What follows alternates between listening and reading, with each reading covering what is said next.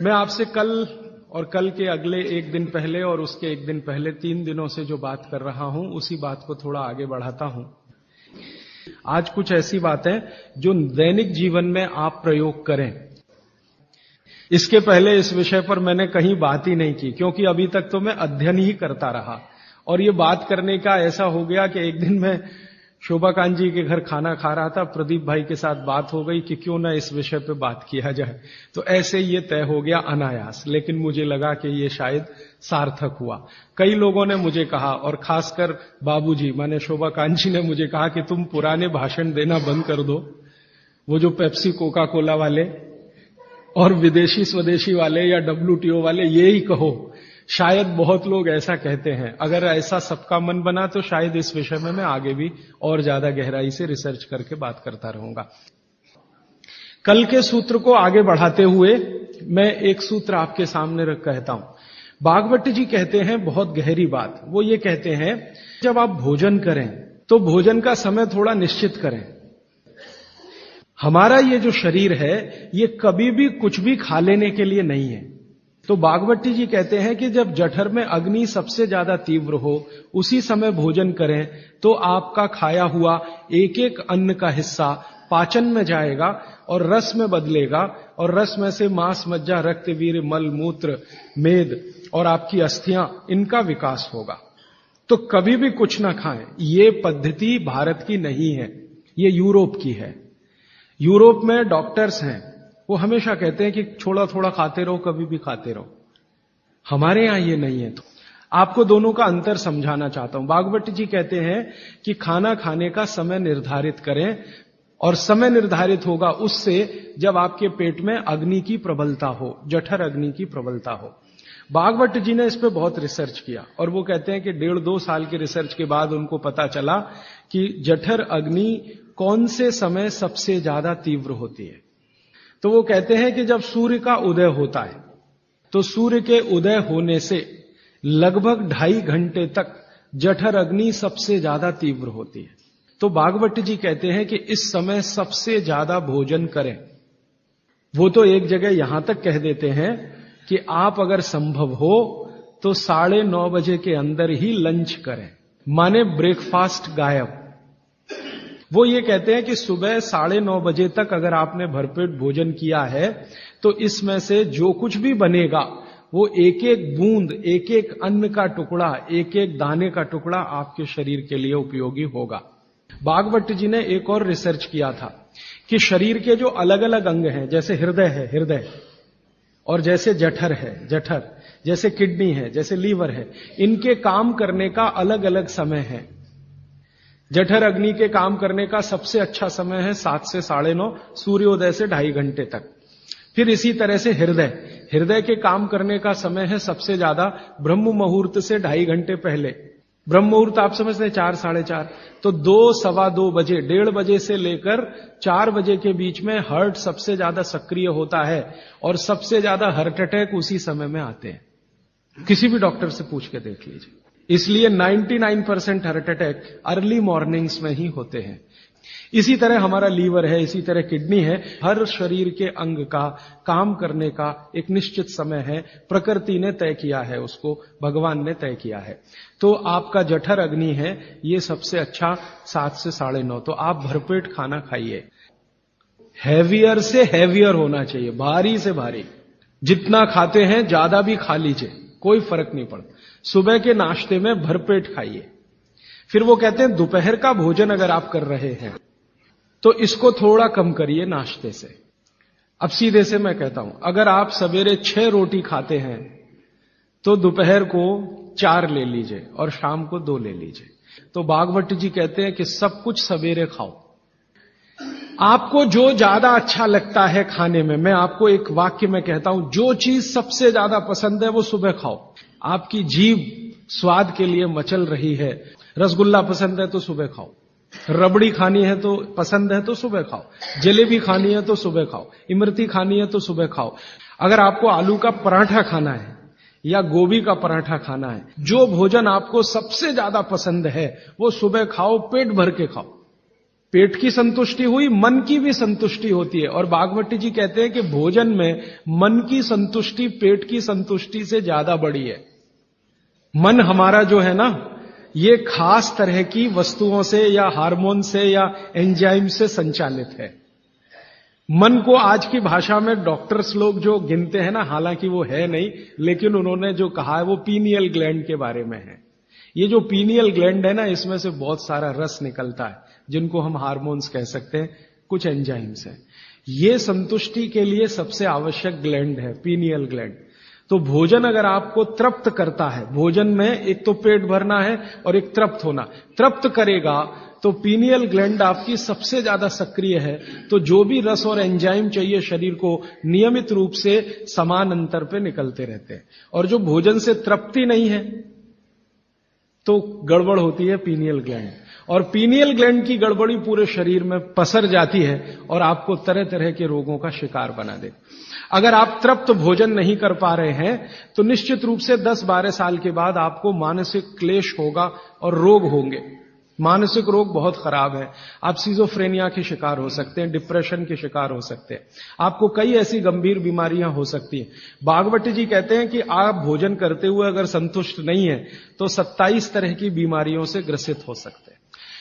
अब मैंने ये भागवती जी के सूत्र को चारों तरफ देखना शुरू किया तो मुझे पता चला कि मनुष्य को छोड़कर जीव जगत का हर प्राणी इस सूत्र का पालन कर रहा है। क्योंकि मनुष्य को मैं मूर्ख मानता हूं, हालांकि मनुष्य अपने को होशियार समझता है, लेकिन मनुष्य से ज्यादा होशियार ये जीव जगत के प्राणी हैं।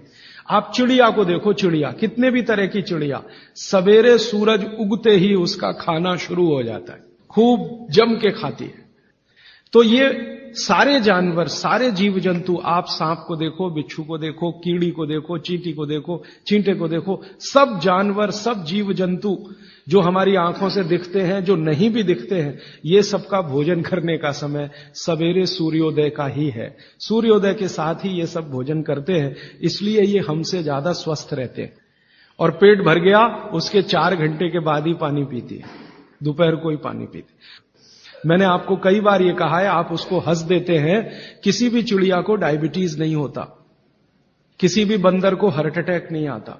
बंदर तो आपके नजदीक है ना शरीर रचना में, बस बंदर और आप में एक ही अंतर है कि उसको पूछ है, आपको नहीं है, बाकी सब कुछ एक ही है। आपका हृदय बंदर का हृदय, आपका लीवर बंदर का लीवर, आपकी किडनी बंदर की किडनी, सब कुछ समान है। मां का गर्भाशय, बंदरिया का गर्भाशय, सब समान है। मेरे एक बहुत अच्छे मित्र हैं डॉक्टर रविंद्रनाथ शानबाग, कर्नाटक में एक उडुपी नाम की जगह है, वहां रहते हैं। बहुत बड़े प्रोफेसर हैं, मेडिकल कॉलेज में काम करते हैं। उन्होंने एक बड़ा गहरा रिसर्च किया। उन्होंने कहा कि मैंने जिंदगी भर, माने 15-16 साल उन्होंने एक रिसर्च किया कि बंदर को बीमार बनाओ, क्योंकि उन्होंने बहुत सारे वैज्ञानिकों से यह सुन रखा है कि बंदर बीमार नहीं होता, और बीमार होगा तो मरेगा ही, जीवित नहीं रहेगा। वो कहते हैं कि मैं 15 साल असफल रहा, बंदर को कुछ नहीं हो सकता। वो कहते हैं कि मैंने बहुत कोशिश किया कि उसके ब्लड का कोलेस्ट्रॉल बढ़ा दूं, बढ़ता ही नहीं। तब उन्होंने एक दिन रहस्य की बात बताई, वो आपको भी मैं बता देता हूं कि बंदर का जो ब्लड है ना, उसका RH फैक्टर दुनिया में सबसे आदर्श है। और आपका RH फैक्टर जब नापता है ना कोई डॉक्टर, तो बंदर से ही कंपेयर करता है, वो बताता नहीं आपको, ये अलग बात है। तो वो प्रोफेसर साहब कहते हैं, यार ये सब एक ही चक्कर है कि बंदर सवेरे ही सवेरे भरपेट खाता है, जो आदमी नहीं खा पाता। तो वो प्रोफेसर रविंद्रनाथ शानबाग ने कुछ अपने मरीजों को कहा कि देखो भैया, बंदर की तरह से खाओ, माने सुबह सुबह भरपेट खाओ। कि जब से उन्होंने सुबह भरपेट खाना शुरू किया, किसी की डायबिटीज माने शुगर कम हो गई, किसी का कोलेस्ट्रॉल कम हो गया, किसी के घुटने का दर्द कम हो गया, किसी के कमर का दर्द कम हो गया, किसी का कुछ, गैस बनना बंद हो गई, पेट में जलन होना बंद हो गई, नींद अच्छी आने लगी, वगैरह वगैरह। तो समय मैंने आपको बता दिया, सूरज उगा और 2.5 घंटे तक, माने 9:30 बजे तक, ज्यादा से ज्यादा 10 बजे तक आपका भोजन हो जाना चाहिए।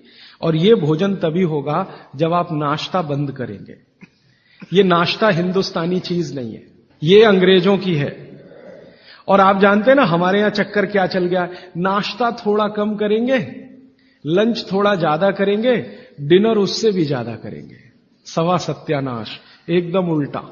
भागवत जी कहते हैं कि नाश्ता सबसे ज्यादा करो, लंच उससे कुछ कम करो, डिनर सबसे कम करो। ये अंग्रेज और अमरीकियों के लिए नाश्ता कम है। कारण पता है? वो लोग नाश्ता हल्का ही करें तो उनके लिए अच्छा है। कारण उसका एक ही है कि अंग्रेजों के देश में सूर्य नहीं निकलता। साल में 8-8 महीने तक सूरज के दर्शन नहीं होते। और ये जो जठर अग्नि है ना, ये सूरज के साथ सीधे संबंधित है। जैसे जैसे सूर्य तीव्र होगा, अग्नि तीव्र होगी। जैसे जैसे सूर्य कम होगा, अग्नि भी कम होगी। तो वो नाश्ता हैवी नहीं कर सकते, करेंगे तो उनको तकलीफ हो जाएगी। इसलिए मैंने सबसे पहले दिन जो सूत्र बोला था, अपनी आबो हवा, अपना पर्यावरण, अपना वातावरण, अपनी तासीर, इसको ध्यान में रखकर ही चलें। तो आपके देश की जो आबो हवा और तासीर है वो ये कि हर दिन सूरज निकलता है, सुबह निश्चित रूप से निकलता है, अगले दिन भी निकलेगा, करोड़ों साल से निकल रहा है, अगले करोड़ों साल तक निकलेगा। इसलिए भारत में every morning is good morning. Europe वाले तरसते हैं गुड मॉर्निंग के लिए, अच्छी सुबह होती नहीं वहां। इसलिए हर एक आदमी दूसरे को विश करता है, may I wish you to have a good morning. इसलिए वो गुड मॉर्निंग वाले लोग हैं। तो हम गुड मॉर्निंग में क्यों फंसे हुए हैं? तो गुड मॉर्निंग से निकलिए, नमस्ते में आइए, नमस्कार में आइए, वणक्कम में आइए। ये गुड मॉर्निंग आपके लिए काम की चीज नहीं है। और ये गुड मॉर्निंग जुड़ी हुई है आपके पेट से, ठीक है? फिर आप इसमें तर्क और कुतर्क मत करिए। जी हमको दुकान जाना है, हमको ऑफिस जाना है, हमको दुनियादारी संभालनी है। किसके लिए? इसी पेट के लिए ना। ये दुनियादारी कर किसके लिए? आप इसी पेट के लिए ना। तो पेट तो दुरुस्त होने के लिए भागवत जी कह रहे हैं कि भाई इसको संभाल लो तो दुनियादारी संभलती है। और ये गया तो दुनियादारी संभाल के करेंगे क्या? मान लीजिए पेट ठीक नहीं है, स्वास्थ्य ठीक नहीं है, आपने 10,000 करोड़ कमा लिया, क्या करेंगे? डॉक्टर को ही देंगे ना। तो डॉक्टर को देने से अच्छा किसी गौशाला वाले को दे दीजिए, पेट दुरुस्त कर लीजिए। तो पेट आपका है तो दुनिया आपकी है। माने आप बाहर निकलें घर के तो छक्कर खाना खा के निकलिए, भोजन करके ही निकलिए। जठर अग्नि सुबह सुबह बहुत तीव्र होगी और शाम को जब सूर्यास्त होने जा रहा है तब भी तीव्र होगी, बहुत तीव्र होगी। तो कहते हैं शाम का खाना सूरज के रहते रहते खा लो। सूरज डूबा तो अग्नि भी डूबी। तो वैसे तो जैन दर्शन में कहा है रात्रि भोजन निषेध है, भागवत जी भी यही कहते हैं, तरीका अलग है बस। आप अहिंसा के लिए कहते हैं, वो स्वास्थ्य के लिए कहते हैं। वो ये कहते हैं शाम का खाना तो सूरज डूबने के बाद दुनिया में कोई नहीं खाता। गाय को खिला के देख लो, भैंस भी नहीं खाती, बकरी भी नहीं खाएगी। बकरा गधे को खिला के देख लो, खाता नहीं।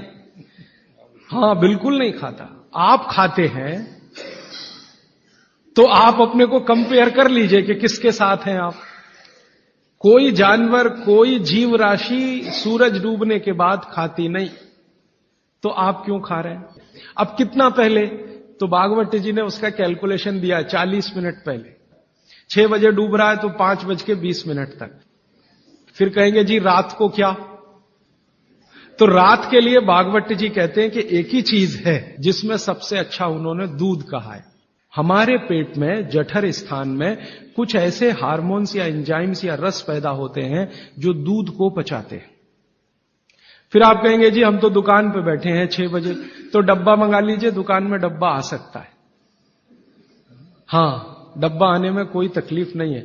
दुकान में आप 6 बजे बैठे हैं, डब्बा आपका आ सकता है। और मैं आपको हाथ जोड़कर कह रहा हूं, आप में से कोई भी डायबिटिक पेशेंट है, कोई भी अस्थमेटिक पेशेंट है, किसी को भी वात का गंभीर रोग है, आज से ये सूत्र चालू कर दीजिए। 3 महीने बाद आप खुद मुझे फोन करके कहेंगे राजीव भाई पहले से बहुत अच्छा हूं, शुगर लेवल कम हो रहा है, अस्थमा मेरा पहले से कम हो रहा है। ट्राइग्लिसराइड चेक कर लीजिए और इस सूत्र को शुरू कर दीजिए। 3 महीने बाद फिर चेक करा लीजिए, पहले से कम होगा। VLDL, LDL आज चेक कर लीजिए, 3 महीने बाद फिर चेक करा लीजिए, बहुत तेजी से घटेगा। HDL आज चेक करा लीजिए, 3 महीने बाद चेक करा लीजिए, बहुत तेजी से बढ़ेगा। और HDL बढ़ना ही चाहिए, LDL, VLDL कम होना चाहिए। तो ये सूत्र भागवत जी का जितना संभव हो आप ईमानदारी से पालन करिए, वो आपको स्वस्थ रहने में बहुत मदद करेगा। अब इसके आगे का एक सूत्र भागवत जी कहते हैं कि जब भी आप खाना खाएं, 2 ऐसी विरुद्ध वस्तुएं एक साथ ना खाएं जिनका गुण और स्वभाव एक दूसरे के विपरीत है। अब आप कहेंगे हमें पता नहीं विरुद्ध वस्तुएं क्या हैं।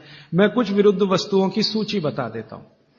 डिटेल सूची तो भागवती जी ने बताई है। 103 वस्तुएं हैं जो एक दूसरे के एकदम खिलाफ है। जैसे सबसे पहली वस्तु उन्होंने बोली है प्याज और दूध, दोनों एक दूसरे के जानी दुश्मन हैं। दूध और प्याज साथ में खाया तो 20 बीमारियां आने ही वाली हैं।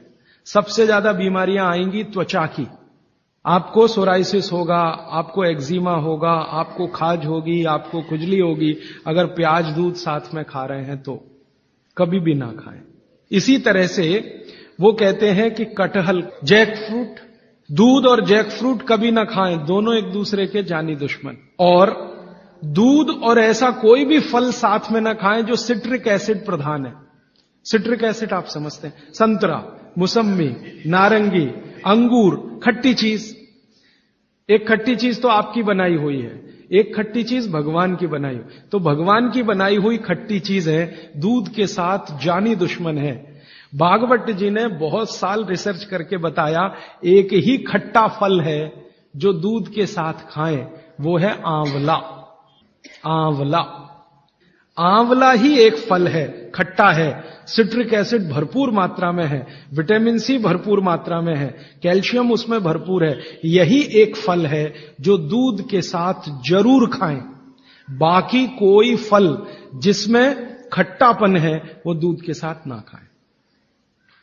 आम भी, आम अगर खट्टा है तो दूध के साथ ना खाएं, मीठा है तभी खाएं। मीठा आम, एकदम मीठा आम, पका हुआ आम, उसी को दूध के साथ खा सकते हैं। एक और उन्होंने गिना है, कभी भी शहद और घी एक साथ ना खाएं, दुनिया का सबसे खराब जहर है ये।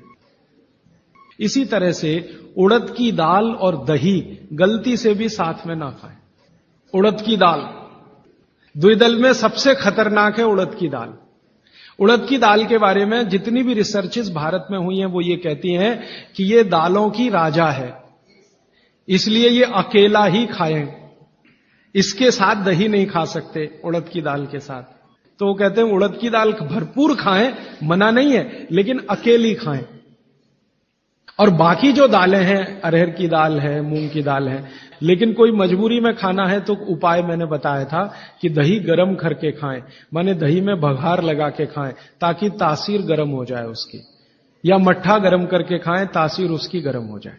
लेकिन मेरी आपको विनम्र विनती है, उड़द की दाल के साथ तो बिल्कुल ना दही खाएं, ना मट्ठा खाएं, बघारा हुआ भी नहीं खाएं। भागवत जी कहते हैं कि चलेगा ही नहीं। मैंने एक दिन कहा कि चलो खा के देखते हैं। भागवत जी ने कहा ना खाएं, खा के देखें क्या होता है शरीर को। तो मैंने खाने से पहले मेरा ब्लड प्रेशर चेक किया और उड़द की दाल खाने के बाद दही खाया और फिर ब्लड प्रेशर चेक किया तो मेरा ब्लड प्रेशर 22 से 25% बढ़ा हुआ था। फिर मैंने सोचना शुरू किया कि रोज रोज अगर मैं ये खाने लगूं उड़द की दाल और दही उड़द की दाल तो 100% 6-8 महीने में हार्ट अटैक आ ही जाएगा। इसका मतलब माताओं बहनों से हाथ जोड़कर निवेदन है, दही बड़ा कभी भी नहीं, क्योंकि दही बड़ा में उड़द की दाल का बड़ा अगर है तो दही बिल्कुल नहीं। अगर आपको दही बड़ा खाना ही है तो मूंग की दाल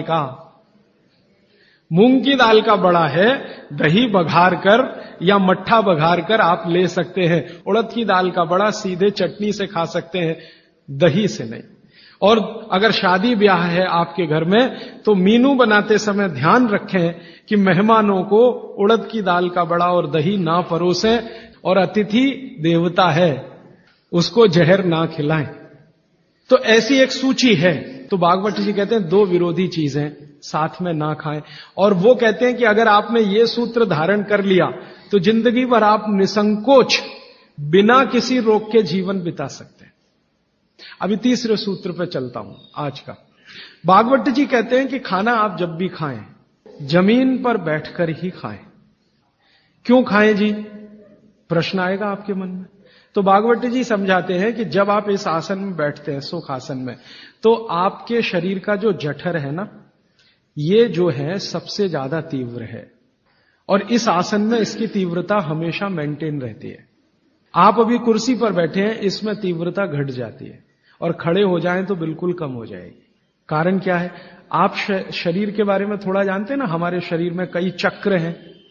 एक चक्र जो है ना, ये जो पीछे है, जहां पर आपका हिप जॉइंट्स और आपका ये जो मन का होता है, जहां मिलते हैं, वो सबसे महत्वपूर्ण चक्र है। ये प्रदीप्त होता है तभी, मन दीप्त होता है जब आप इस स्थिति में बैठें, और इसका जठर पर सीधे असर है। तो जमीन पे बैठ के ही खाएं। और वो ये कहते हैं कि भोजन की जो थाली है वो आप बैठे उससे थोड़ा ऊपर रहे, माने पट्टा रख के या स्टूल रख के थाली उस पर ऐसे बैठ के खाएं। अब आप आज से एक ऑब्जर्वेशन कर लीजिए कि जितने लोग इस बात से परेशान हैं कि उनका पेट आगे निकल आया है, वो इस आसन में बैठ के खाना खाना शुरू कर दें और 3 महीने के बाद फिर देखें तो उनका पेट पहले से कम ही होगा, आगे नहीं आएगा। वो कहते हैं और एक आसन है जिसमें आप खाना खा सकते हैं, बाकी किसी में भी नहीं। वो गाय का दूध जब निकालते हैं ना, कैसे बैठते हैं, बस उस स्थिति में भी आप खाना खा सकते हैं। उकड़ू, कि जो शरीर श्रम ज्यादा करते हैं, जैसे किसान, जैसे हमारे कारीगर मजदूर, उनके लिए उकड़ू बैठकर खाना खाना सबसे अच्छा। खाते भी हैं, माने वो चेले हैं सब बागवट के। और ये जो डाइनिंग टेबल पे बैठ के खाना खाएंगे, पेट आगे निकलता ही जाएगा, क्योंकि कुर्सी आपके लिए बनी नहीं है, ये अंग्रेजों के लिए बनी है। अंग्रेजों के लिए कुर्सी इसलिए बनी है कि ठंड बहुत है ना, तो जॉइंट्स कड़क रहते हैं उनके, सभी जॉइंट्स कड़क होंगे, कठोरता आएगी। आपके यहां गर्मी बहुत है तो आपके जॉइंट्स में फ्लेक्सिबिलिटी है, तो आप आसानी से जमीन पे बैठ सकते हैं। कोई अंग्रेज नहीं बैठ सकता जैसे मैं बैठा हूं, अमरीकी नहीं बैठ सकता। तो उन्होंने अपनी तकलीफ को कम करने के लिए कुर्सी का आविष्कार किया है। आधे तो बैठे, वो आपके लिए नहीं है कुर्सी, ये अंग्रेजों की देन है। तो मेरी आपको विनती है कि डाइनिंग टेबल पे खाना ना खाएं। तो आप कहेंगे जी ले लिया तो बहुत सारा कचरा भर रखा है आपने घर में, क्या करेंगे उसका? हमको हिंदुस्तानियों को पिछले 60-70 साल में या 100 साल में एक गजब बीमारी हुई है, दुनिया भर का कचरा घर में लाके रखना।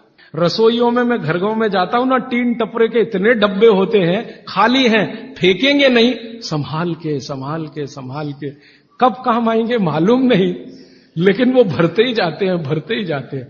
रसोई में इतने डिब्बे डब्बियां हैं, काम के शायद उसमें आधे भी नहीं है, लेकिन रखा हुआ है। पता नहीं कचरे से इतना मोह क्यों है। जो बाहर फेंकना चाहिए वो घर में सजा सजा के रखा हुआ है। और फेंकने की बात करो, अरे पता नहीं कभी काम आ जाए, और वो कभी 60 साल में भी नहीं आता, 100 साल में भी नहीं आता। तो उसी कचरे में मैं गिनता हूं आपकी डाइनिंग टेबल।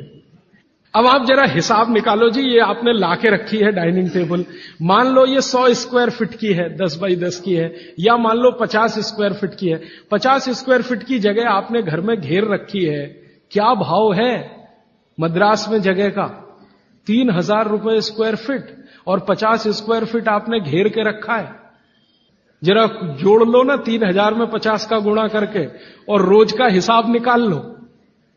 तो एक तो खरीदा तब आपने पैसा बर्बाद कर दिया, अब इसको जगह को घेर के बर्बाद कर दिया आपने। तो अगर बन सके तो डाइनिंग टेबल निकाल दें, नहीं निकाल सकते तो कोने में रख दें। अब आखिरी बात, आप कहेंगे राजीव भाई कुछ तो ऐसी बात करो, ये डाइनिंग टेबल ले आए तो इसका कुछ तो उपयोग करो। तो अगर आप सच में ईमानदारी से डाइनिंग टेबल पे बैठ के ही खाना खाना चाहते हैं, तो कुर्सी पर ऐसे बैठ जाएं जैसे मैं बैठा हूं, कुर्सी पे भी ऐसे ही बैठ जाइए, आलती पालती मार के, फिर खा लीजिए।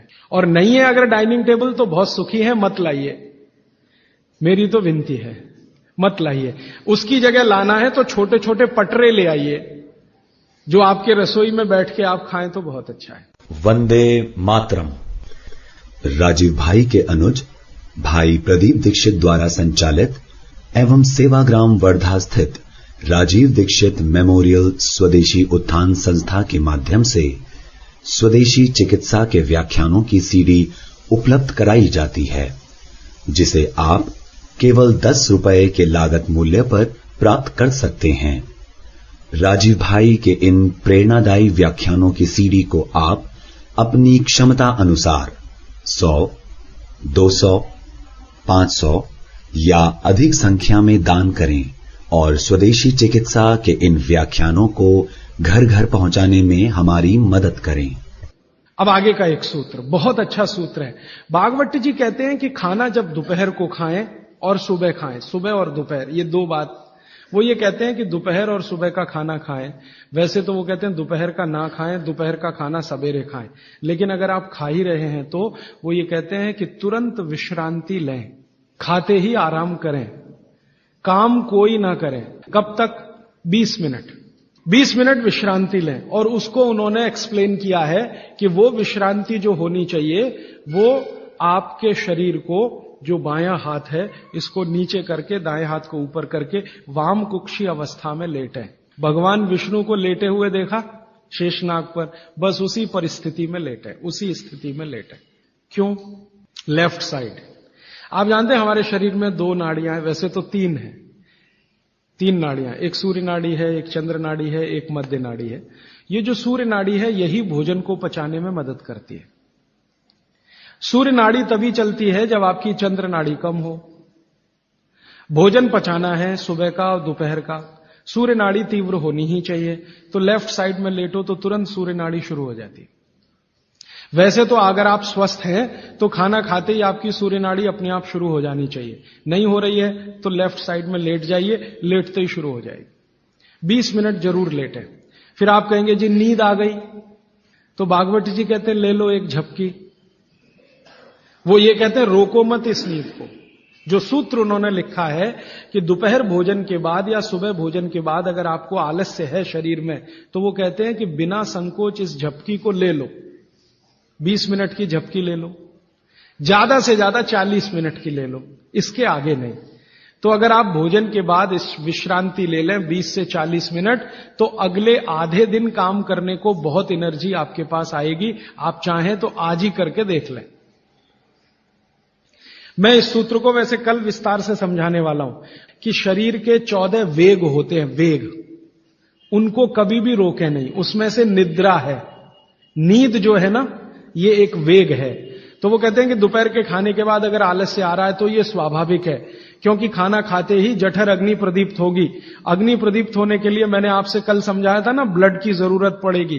तो सारे शरीर का खून पेट में रहता है जब तक खाना पचता है, तो बाकी अंगों को खून की कमी है तो प्रेशर बढ़ेगा, तो ब्रेन को प्रेशर आता है, तो ब्रेन रिलैक्स होना चाहता है, इसलिए भोजन के बाद आपको सुस्ती आएगी ही। ये प्रकृति का नियम है। तो आप ले लेना उस नींद को, छोड़ते क्यों हैं? बहुत कीमती है, लोगों को मिलती नहीं। गोलियां खाते हैं फिर भी नहीं आती। मैं आपको और एक छोटी सी जानकारी बताऊं कि भागवत जी के इस सूत्र पर यूरोप और अमेरिका में बहुत रिसर्च हो रही है आजकल। और ब्राजील और मैक्सिको और ऑस्ट्रेलिया, तीनों देश की सरकारें 2008 में कानून बनाने जा रही हैं कि हर एक कर्मचारी को लंच के बाद झपकी लेने के लिए ब्रेक देना कंपलसरी है।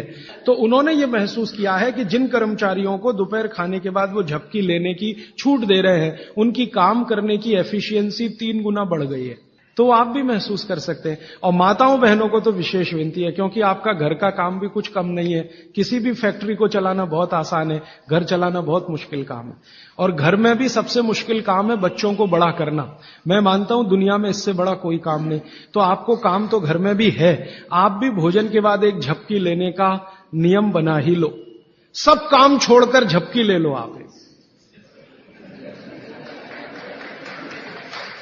क्योंकि मैं आपसे यह कह रहा हूं कि आपके शरीर के स्वस्थ रहने से ज्यादा बड़ा कोई काम नहीं है दुनिया में। कोई शर्म नहीं, सास की शर्म नहीं, ससुर की शर्म नहीं, पति की शर्म नहीं, बच्चों की शर्म नहीं। आपने दोपहर का खाना खाया, झपकी ले ही लो 20 मिनट से 40 मिनट। जिंदगी आपकी सुखी रहेगी, जिंदगी भर आप सुखी रहेंगे। इसमें कोई शर्म की बात नहीं है, यह शरीर की जरूरत है। जैसे भूख लगती है तो हम खाना खाते हैं, इसमें क्या शर्म करते हैं, वैसे ही खाना खाते ही ब्लड प्रेशर बढ़ता है और ब्रेन को ज्यादा प्रेशर बर्दाश्त नहीं है, तो नींद लेना ही शरीर के लिए अच्छा है। तो आप ये कर लो। पुरुषों के लिए भी मेरी विनती है। आप कहेंगे जी दुकान में व्यवस्था नहीं, कुछ बना लो, आगे पीछे कुछ तोड़ ताड़ के ऐसी व्यवस्था कर लो कि खाते ही पैर सीधे करने को कुछ तो हो जाए। आप कहेंगे जी बैंक में काम करते हैं, बीमा कंपनी में काम करते हैं, तो मैं अमेरिका यूरोप की उन कंपनियों की लिस्ट दे देता हूं जहां पर यह नियम बन चुका है। आपके बैंक और बीमा वालों को वो लिस्ट दिखा दो कि जब ये अमेरिका और कनाडा और ब्रिटेन और ऑस्ट्रेलिया और न्यूजीलैंड में कानून बन सकता है तो हिंदुस्तान में क्यों नहीं? बागभट्ट तो हिंदुस्तान के थे। अब मैं आपको एक उल्टी बात कहता हूं, गुजरात में जाता हूं, मैं राजस्थान में जाता हूं, जयपुर जैसे शहर में, राजकोट जैसे शहर में, तो दोपहर को सारा बाजार बंद रहता है। कहां है जी? खाना खा के झपकी ले रहे हैं। बहुत सुखी लोग हैं, बहुत सुखी लोग हैं। काठियावाड़ में मैंने देखा है, क्या पोरबंदर, क्या राजकोट, क्या जामनगर, क्या जूनागढ़, क्या अमरेली, दोपहर को बाजार खुलेगा ही नहीं। और मैंने तो ऐसे ऐसे लोगों को देखा है कि ग्राहक आके खड़ा है करोड़ों रुपए लेके, सेठ जी कहेंगे जी शाम को आना 4 बजे के बाद। अरे सेठ जी मेरे पास बैग भरा है रुपयों का, शाम को ले आना, मुझे अभी इतनी फुर्सत नहीं है, मैं नींद ले रहा हूं। अब कुछ लोग गालियां देते हैं, क्या निकम्मे लोग हैं, दोपहर को सोते हैं। सोना ही चाहिए। जो पुराने शहर है ना हिंदुस्तान में, हर जगह ये देखने को मिलेगा, दोपहर के खाने के बाद सब झपकी लेंगे ही। अच्छा, अब इसका उल्टा सूत्र है आगे का। तो शाम के भोजन के बाद कभी भी विश्रांति नहीं लेना। माने 6 बजे खाना खा लिया तो 8 बजे ही जाना सोने के लिए, उसके पहले नहीं। क्यों? सुबह का जो है क्रम शाम को उल्टा है। सुबह सूर्य का प्रकाश है, पवन का स्पर्श बहुत तीव्र है, शाम को सूर्य का प्रकाश बिल्कुल नहीं है। तो शाम के लिए वो ऑब्जर्वेशन करके कहते हैं कि कभी भी खाने के बाद तुरंत सोना नहीं। अगर सोएंगे तो हार्ट अटैक, डायबिटीज, सब बीमारी आने की संभावना। अब आके एक तीसरा सूत्र उन्होंने लिखा है, दोनों को शायद मिलाया उन्होंने। वो ये कहते हैं कि सुबह और शाम को अगर जो आप ये दोनों नियम पालन नहीं कर पाते, किसी कारण से करें तो बहुत अच्छा, नहीं कर पाते तो वो ये कहते हैं कि 10 मिनट के लिए वज्रासन में जरूर बैठ जाए, सुबह और शाम दोनों। वज्रासन आप सब समझते हैं, ये ऐसे पैर पीछे करके बस 10 मिनट बैठ जाइए खाने के बाद, सुबह भी और शाम को भी। और प्राणायाम और योग में महर्षि पतंजलि ने कहा है कि भोजन के बाद जो किया जाने वाला आसन है वो ये एक ही है, बाकी कोई आसन आप नहीं कर सकते। महर्षि पतंजलि बागभट्ट के बाद के हैं। महर्षि पतंजलि कहते हैं कि अगर वज्रासन में कोई बैठता है तो शरीर बिल्कुल वज्र के जैसा ही होता है। वज्र आप समझते हैं, एकदम कठोर मजबूत। अब मैंने हिंदुस्तान के कई लोगों को देखा, गांधी जी को तो मेरे आंखों से नहीं देखा, शोभाकांत जी ने देखा है। गांधी जी घंटों घंटों वज्रासन में बैठते थे और आप देखो एकदम पतला दुबला शरीर और अंग्रेजों की लाठी खाने को हमेशा तैयार। वो वज्रासन की कृपा है गांधी जी। गांधी जी कोई आसन नहीं करते थे, कोई प्राणायाम नहीं करते थे। सुबह घूमने जरूर जाते थे और घंटों घंटों 3-3 घंटे तो लोगों ने उनको देखा बिना हिले डोले वज्रासन में बैठ के चिट्ठी लिख रहे, किताब पढ़ रहे वगैरह वगैरह। तो शरीर की बहुत सारी क्रियाएं एकदम दुरुस्त रहती। ये 3 सूत्र हुए और एक चौथा सूत्र बता देता हूं। हमारे भागवत ऋषि कहते हैं कि आप जब खाना खा रहे हैं तो खाना खाते समय आपका चित्त और मन दोनों शांत रहने चाहिए।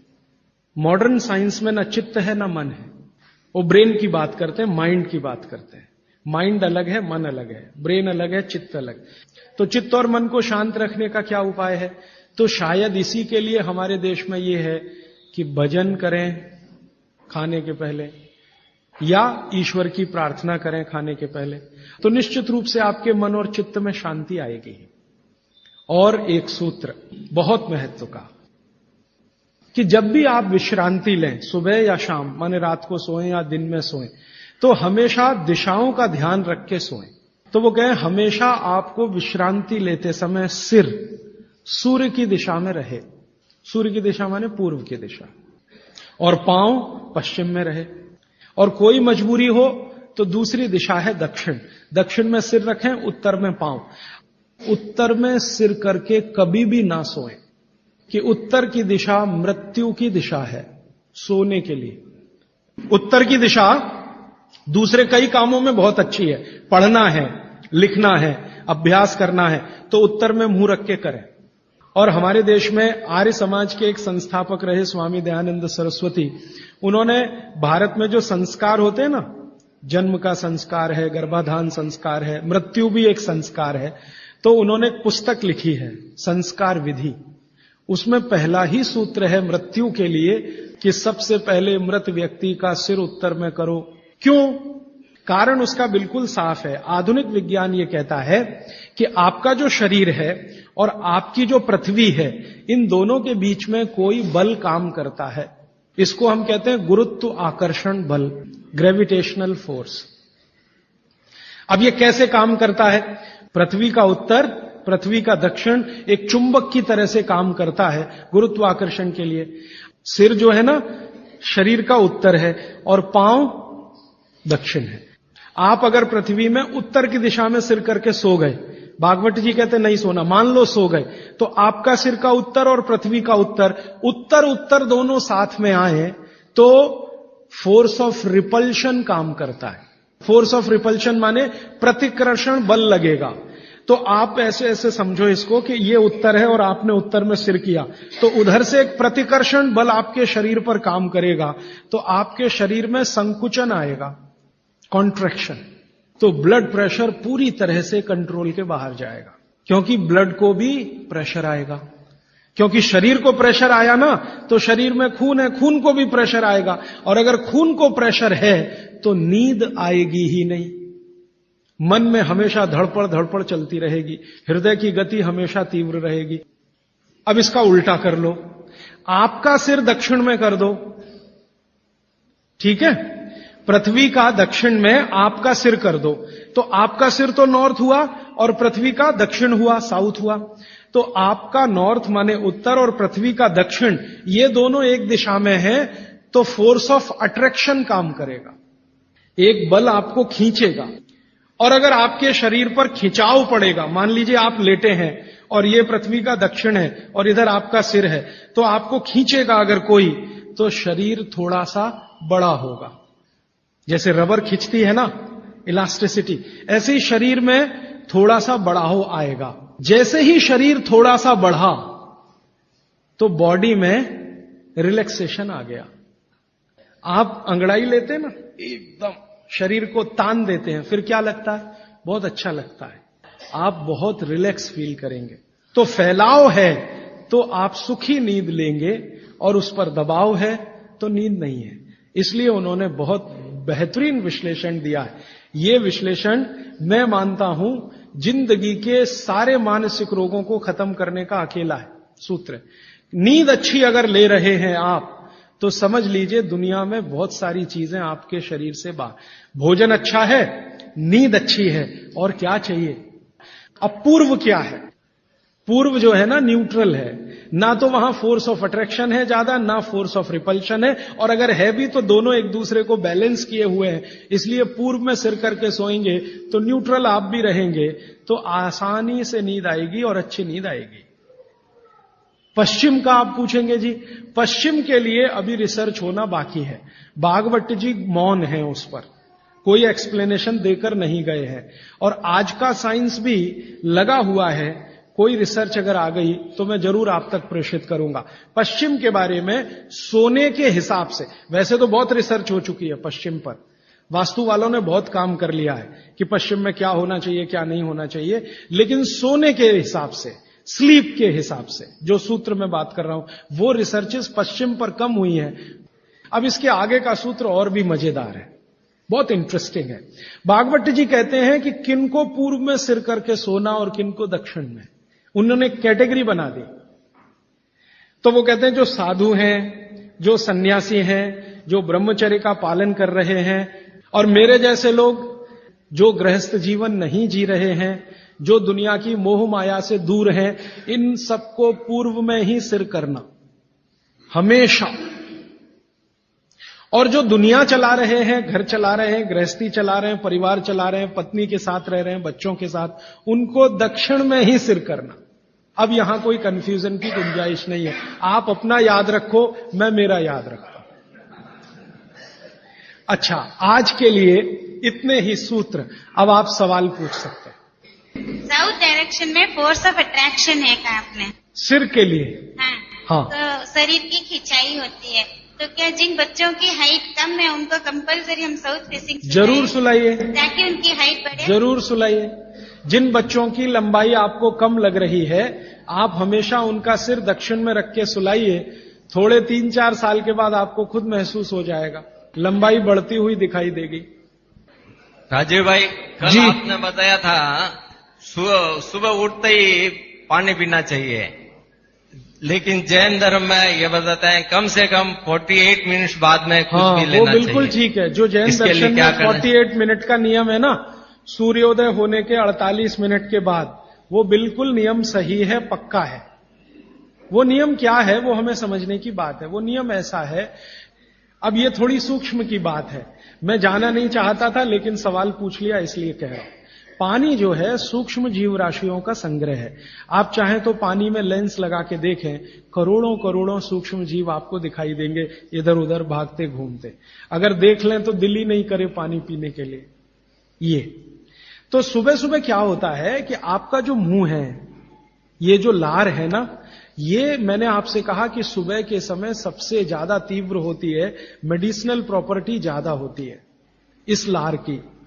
तो अगर आपने उठते से ही पानी पिया तो उसमें पूरी संभावना है कि ज्यादा जीव राशि की हत्या होगी।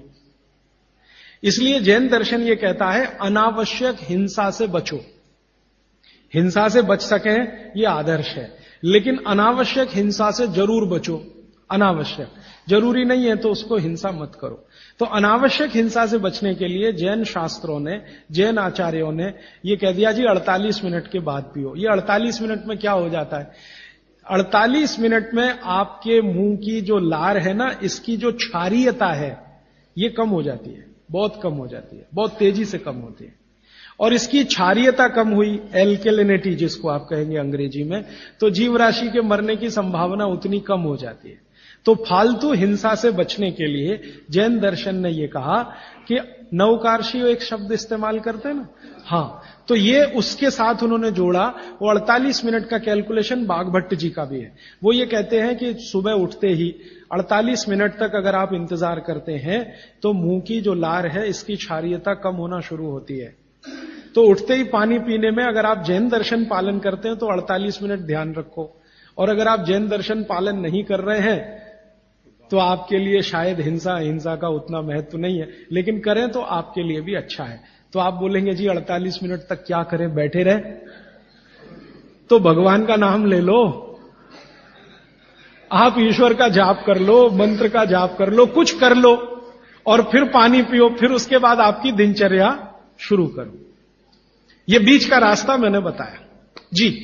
और कोई प्रश्न? हाँ, आपने शहद और घी के विरुद्ध बताए। शहद और घी, हाँ। तो जैसे जन्म होता है तो बच्चे को शहद और घी चटाया जाता है, एक ऐसा संस्कार है, तो वो कैसे? जी, ये जो संस्कार है ना, बच्चे को जन्म लेते ही शहद घी चटाने का, इस संस्कार को करते समय जो लोग हैं ना, कुछ चीजों का ध्यान नहीं रखें तो तकलीफ है।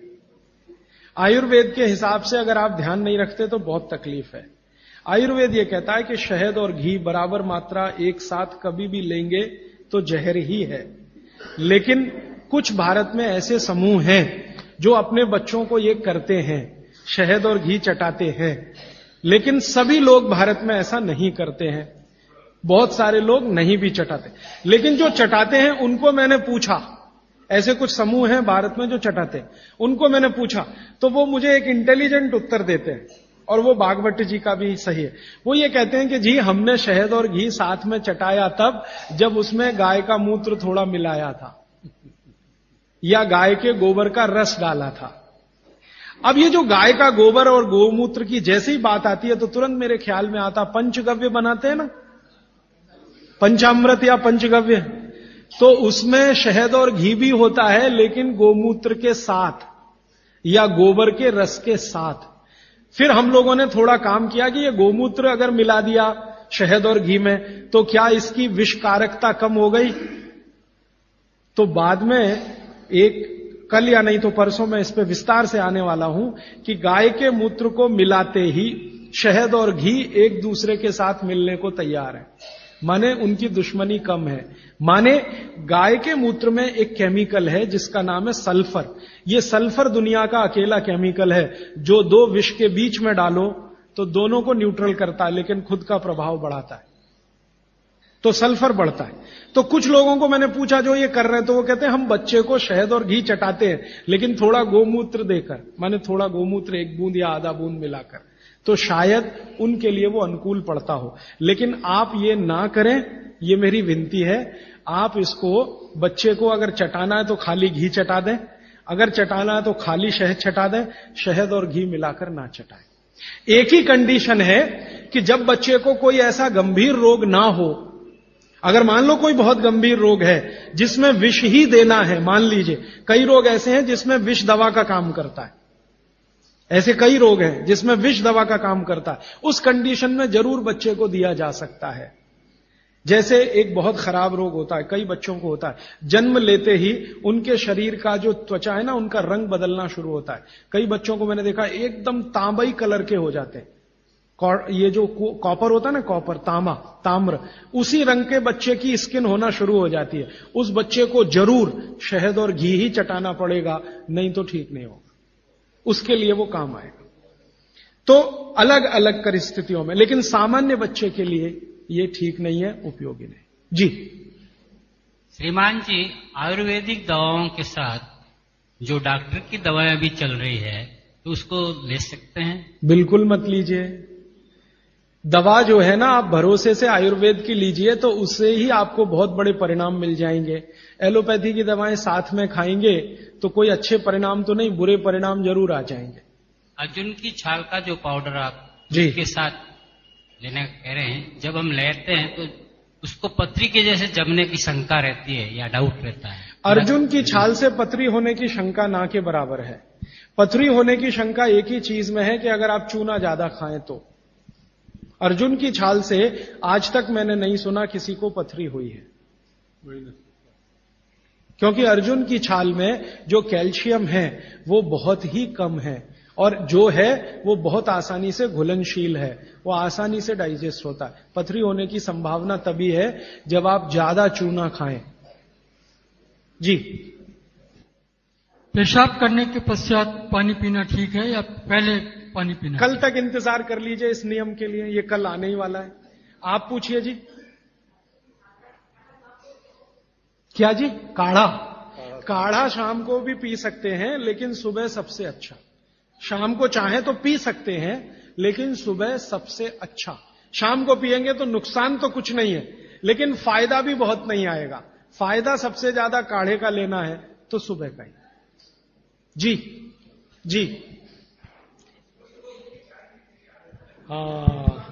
जी, इनको चाय पीने की आदत है सुबह उठते ही, बहुत लोगों को होगी। इसका नुकसान बताएं। देखिए, मैं एक ही मिनट में आपको बताना चाहता हूं कि चाय जो आप बनाते हैं उसमें चाय से ज्यादा नुकसान है चीनी। ये जो शुगर है ना, चीनी, इसका चाय के साथ कोई मेल नहीं है। अगर आप चाय पी रहे हैं, वैसे तो मत पिए, क्योंकि आपकी तासीर के अनुकूल नहीं है। चाय के जो केमिकल है ना, भारत के लिए उपयोगी नहीं है, भारत में रहने वाले लोगों के लिए। यूरोप और अमेरिका के लिए बहुत अच्छी है यही चाय, हमारे लिए वो जहर है। कॉफी तो और भी ज्यादा, गर्म देशों में चाय कॉफी अच्छी नहीं है। फिर भी अगर आप पी रहे हैं, आप मानते हैं कि खराब है, लेकिन क्या करें, आदत से मजबूर है, तो मैं एक तरीका बता देता हूं। वो तरीका यह है कि चीनी की जगह गुड़ की चाय पी लीजिए। क्यों पी लीजिए वो समझिए। गुड़ जो है ना क्षारीय है, और चीनी है ना अम्लीय है।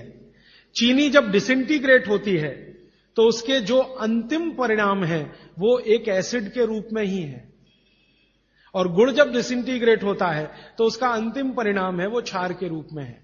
आपके पेट में अम्ल वैसे ही बहुत है, और सुबह सुबह तो ज्यादा ही होता है, और उस समय अम्ल वाली चाय और पिए जो चीनी मिलाई हुई है, तो ये एसिडिटी ही बढ़ाएगी आपकी। तो बेहतर है कि आप चाय पिए तो गुड़ वाली पिए। अब गुड़ वाली चाय जब पिएंगे तो दूध नहीं डाल सकते उसमें, क्योंकि दूध फट जाएगा गुड़ से, क्योंकि दूध और गुड़ की दोस्ती नहीं है। तो फिर बिना दूध की चाय पिए। तो आप काली चाय पिए, गुड़ डाल के पिए। और मेरी छोटी सी एक बात अगर मान लें कि अगर काली चाय गुड़ डालकर आप पी रहे हैं तो थोड़ा सा नींबू का रस डालें तो न्यूट्रलाइज होगी ये। नींबू का रस एसिडिक है, गुड़ जो है ना क्षारीय है, तो गुड़ मिलाई हुई चाय को अगर न्यूट्रल करना है तो थोड़ा नींबू डालकर नींबू की चाय पिए। ठीक है, ऐसा कर। लेकिन इसको पीने से पहले पानी जरूर पिए, वो नियम ना भूलें। जी हाँ, इसलिए मैंने बोला कि गुड़ में जो है ना क्षार है और नींबू जो है एसिडिक है, तो क्षार अम्ल मिले तो न्यूट्रल होगा, तो न्यूट्रल चाय हो जाएगी जब आप पिएंगे। मैं नहीं चाहता कि क्षारीय तत्व भी ज्यादा जाए आपके पेट में, क्योंकि क्षार भी नुकसान करता है। तो गुड़ डाल दिया तो क्षारपन आया चाय में, तो थोड़ा 2-3 बूंद नींबू के रस की डालिए तो फिर न्यूट्रल हो जाएगा, वो आप पिए तो जीवन भर आप बिना किसी दुख और तकलीफ के पी सकेंगे उसको। और अगर आपको बन पाए तो हरे पत्ते की चाय ही पिए। ये जो चाय आती है ना बाजार में टी डस्ट, ये आप में से किसी के लिए भी अच्छी नहीं है। आपको अगर हरे पत्ते वाली चाय मिल रही है तो वो कम से कम इतना जरूर फायदा है कि वो एंटीऑक्सीडेंटल प्रॉपर्टी वाली है, क्योंकि हरे पत्ते को सीधे निकालकर सुखाकर आप बना रहे हैं, तो वो इससे बेहतर है जो चूरे वाली चाय आप पी रहे हैं, थोड़ी बेहतर है जी। कई देशों में हमने देखा है कि भोजन लेते समय वज्रासन में बैठ के भोजन लेते हैं। तो ईस्टर्न कंट्रीज में करते हैं, इंडोनेशिया में, मलेशिया में, थोड़ा सा मंगोलिया में जाएं तो वहां भी करते हैं। वज्रासन में बैठकर वो लोग भोजन कर सकते हैं, आपके लिए उतना अनुकूल नहीं है, क्योंकि आपको भोजन के बाद वज्रासन करना अनुकूल है। भोजन करते समय आपके लिए सुखासन या उकड़ू बैठकर आसन वही अनुकूल है। अब ये क्यों है, एक दिन रुक जाइए, परसों मैं एक्सप्लेन करने ही वाला हूं। और मैंने ये भी नोटिस किया है कि यहाँ के लोग भोजन लेने के बाद शहद लेना वाजिब समझते हैं, इसलिए क्योंकि डाइजेशन में हेल्प करता है। लीजिए ना, मैंने मना नहीं किया, लेकिन जैन दर्शन का पालन अगर आप कर रहे हैं तो मत लीजिए, और अगर आप जैन दर्शन में पालन नहीं कर रहे हैं अपने जीवन को तो आप शहद लेने के लिए स्वतंत्र हैं। जैन दर्शन में है तो मैं स्ट्रिक्टली बोलूंगा ना करें, क्योंकि उसमें हिंसा और अहिंसा की बात आएगी। शहद जो है ना जीव राशियों का समूह है, और बड़ी मक्खी के शहद में ज्यादा जीव राशियां। पानी कितना लेना चाहिए ये सबके लिए अलग अलग है, तो इसका सूत्र बता देता हूं। हर व्यक्ति को कितना पानी पीना चाहिए, आप अपना वजन करिए। वजन अगर 60 किलो वजन है तो 10 से भाग दीजिए इसमें, तो 6 आएगा, और 2 घटा दीजिए, तो आप 24 घंटे में 4 लीटर पानी पी सकते हैं। अगर 70 किलो वजन है तो 10 से भाग दीजिए, 7 आएगा, 2 घटा दीजिए, तो 5 लीटर पूरे 24 घंटे में पानी पी सकते हैं। किसी का वजन 40 किलो है, 10 से भाग दीजिए, 4 आएगा, 2 घटा दीजिए, 2 लीटर पानी पूरे दिन में पी सकते। हर व्यक्ति अपने वजन के हिसाब से पानी तय कर ले, जितना वजन 10 का भाग और 2 घटाना।